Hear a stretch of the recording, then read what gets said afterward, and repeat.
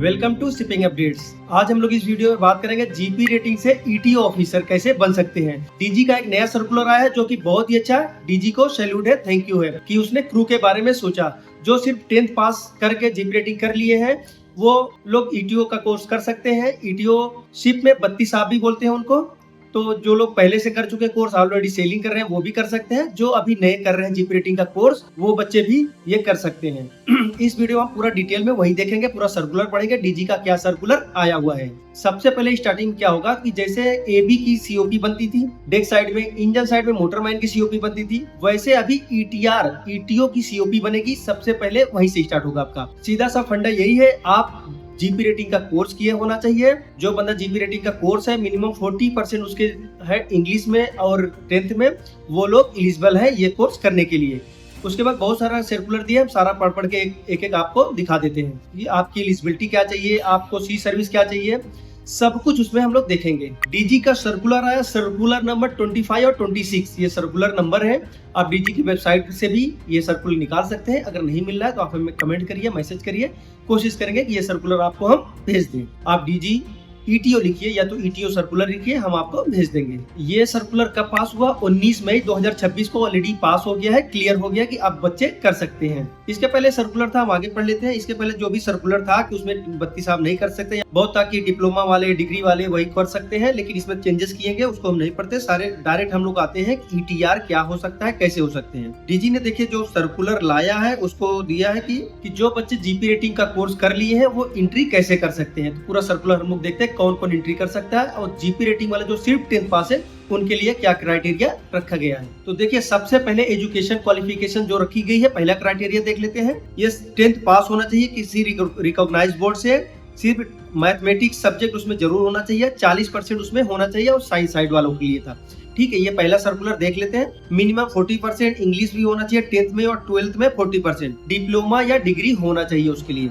ठीक है, या तो आईटीआई किया हुआ है तब वो कर सकता है। ये पहला एजुकेशन क्राइटेरिया है। उसके लिए सी गोइंग सर्विस क्या है? सी गोइंग सर्विस में 9 मंथ वो सी सर्विस करेगा, और इंजन की कैपेसिटी जो जहाज पे रहेगा उसकी 750 किलोवाट प्रोपल्सन से कम नहीं होना चाहिए। ठीक है, जो जहाज पे जाते हैं उनको पता है कि कितना इंजन का पावर होना चाहिए, तो 750 किलोवाट से इंजन कम नहीं होना चाहिए। ये पहला क्राइटेरिया हो गया। जो पहले फिट होते हैं इसमें जाएंगे।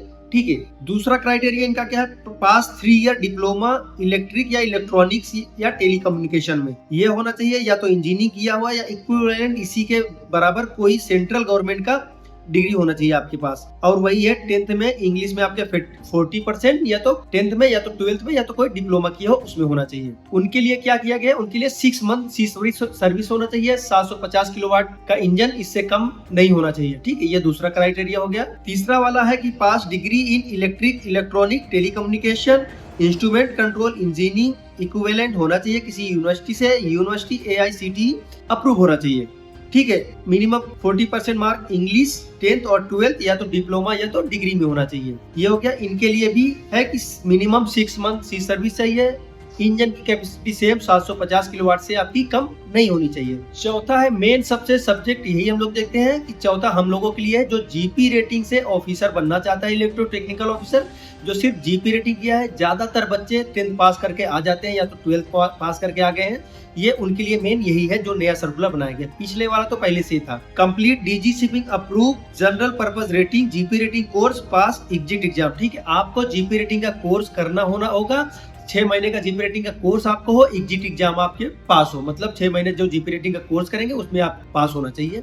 ये पहला उनका क्राइटेरिया है। दूसरा है मिनिमम 40% होना चाहिए आपके इंग्लिश में, 10th में हो, 12th में हो, या तो फिर कोई डिग्री डिप्लोमा अगर किया है। ज्यादातर पब्लिक तो नहीं किया रहता है, तो ठीक है, मिनिमम कम से कम आपका 10th या 12th में तो होना ही चाहिए इतना 40%। ठीक, उसके बाद में आपको क्या करना है? जिसका जीपी रेटिंग का कोर्स हो गया है वो फ्रेशर हो या तो एक्सपीरियंस वाला बंदा हो वो, क्योंकि सर्कुलर तो अभी आया, बहुत सारे बच्चे बहुत दिन से सेलिंग कर रहे हैं, काफी महीने का एक्सपीरियंस है, तो वो लोग कोर्स कर सकते हैं। उसके लिए एक और चीज क्या चाहिए मेनली इसने दिया है complete DGS approve bridging course.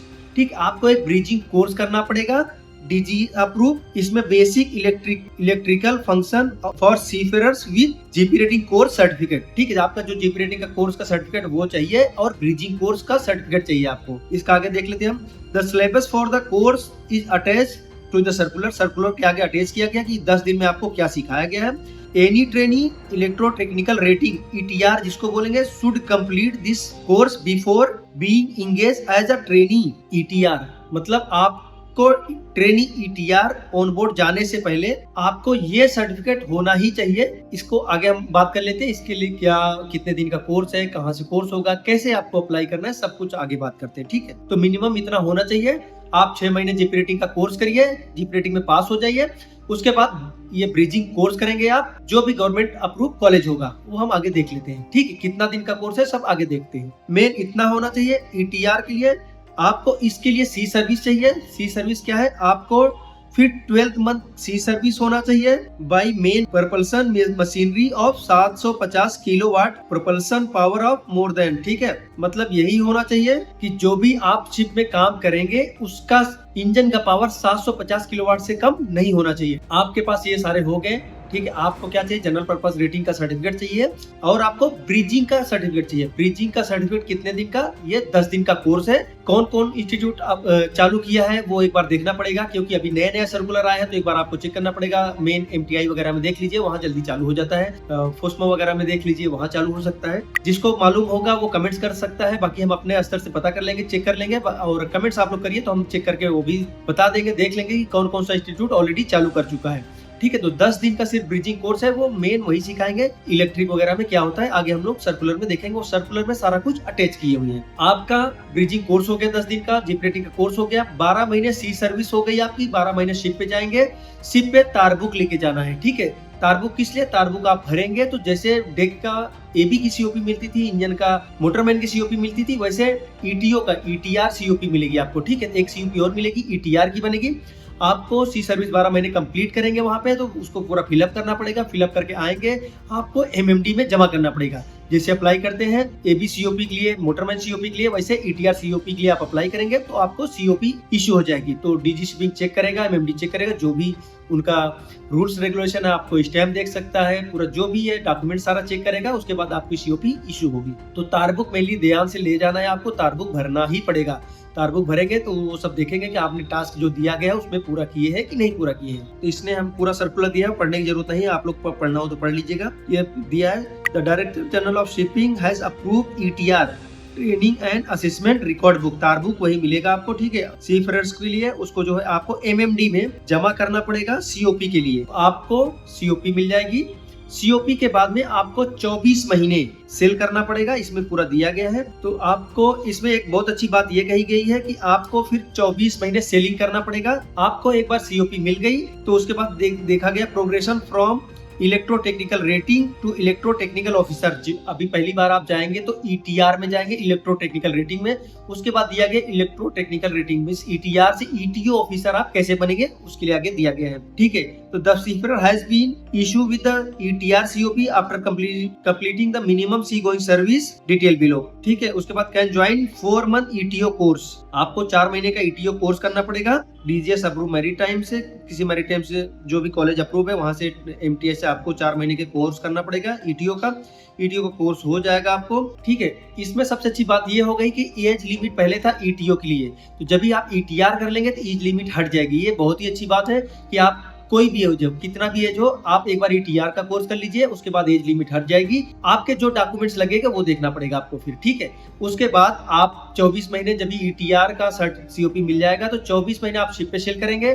24 महीने शिप पे सेल करने के बाद में आप वहाँ तारबुक भरेंगे।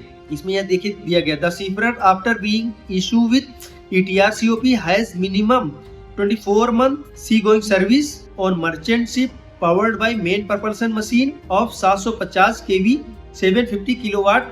जो propulsion उसका है उससे कम नहीं होना चाहिए आपका, ठीक है। ये हो गया 750 होगा। उसके बाद आप तारबुक भरेंगे, उसमें तारबुक होना चाहिए मिनिमम 12 मंथ दिया गया है। 12 month sea going service experience should with approved ETO तारबुक, ठीक। किसी ETO के अंदर किसी एक्सपीरियंस बंदे जो ETO को मिसल करें उनके अंडर में कम से कम 12 महीने आप तारबुक भरेंगे, ठीक है। तारबुक भरेंगे, उसके बाद में आप आएंगे, तारबुक आप कंप्लीट हो जाएगा तो आपको 4 महीने का प्री-सी का ETO का कोर्स करना पड़ेगा। ETO का कोर्स करेंगे, उसके बाद में MMD में आप सारा कुछ जमा करेंगे। आपका रिटर्न होगा MMD में, उसके बाद ओरल होगा आपका, रिटर्न ओरल क्लियर करेंगे। उसके बाद DG शिपिंग आपको ETO का COC इशू कर देगा। उसके बाद में जहाज पे आप एज ईटीओ जा सकते हैं। आपको ईटीओ की सीओसी सैलरी पता ही है, लगभग 5 से 7 हजार डॉलर के बीच में रहती है। ज्यादा भी जा सकती है, कम रहती है, जैसे एक्सपीरियंस रहेगा आपका, जैसी कंपनी में जैसे टाइप के शिप में आप सेल करेंगे। तो मिनिमम इतना तो रहता ही है, कम से कम लगभग आज के टाइम में 5 से 7 लाख रुपए आसपास पर मंथ आप कमा सकते हो अगर आप ईटीओ बन गए तो। ये आ गया डिप्लोमा डिग्री वालों के लिए क्या है, तो उसके लिए पहले ही था, इस पे हमें बात नहीं करना है। ठीक है, आपको पढ़ना हो तो पढ़ लेना। आप एलिजिबिलिटी वगैरह दिया गया है, इसमें कोर्स में क्या रहेगा, कोर्स बहुत सारी चीज दिया गया, क्या क्या आपको सिखाया जाएगा उसमें।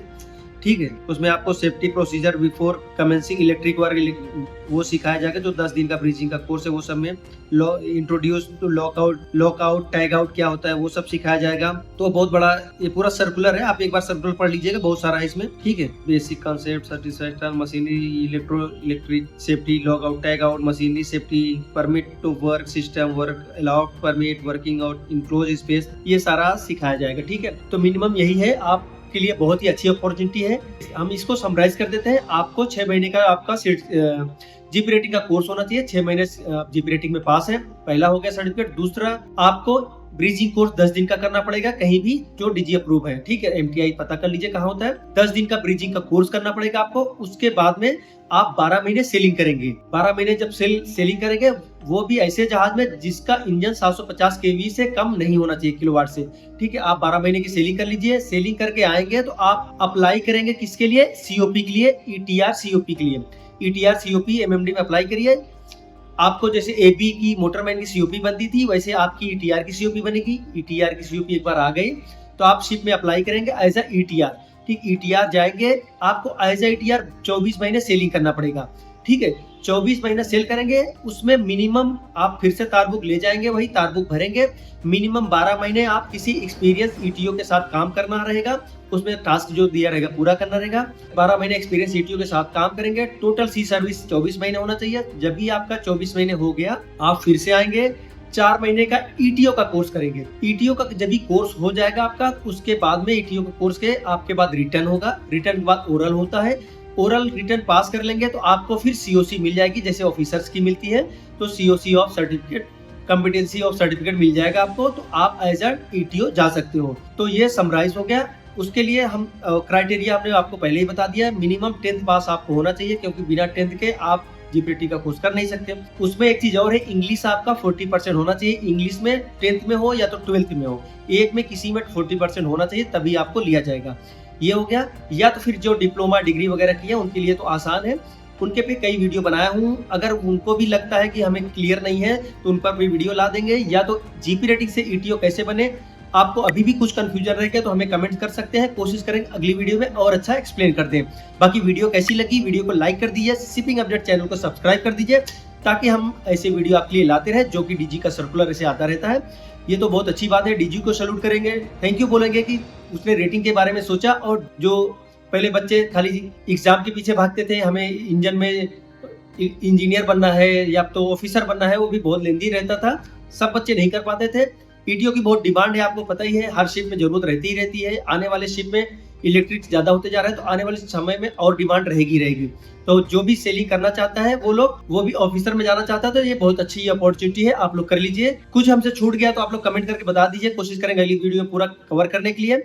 वीडियो को लाइक कर दीजिए, चैनल को सब्सक्राइब कर लीजिए, और अगली वीडियो किस पे चाहिए आप हमें कमेंट्स कर सकते हैं। वीडियो कैसी लगी जरूर बताना दोस्तों कमेंट में।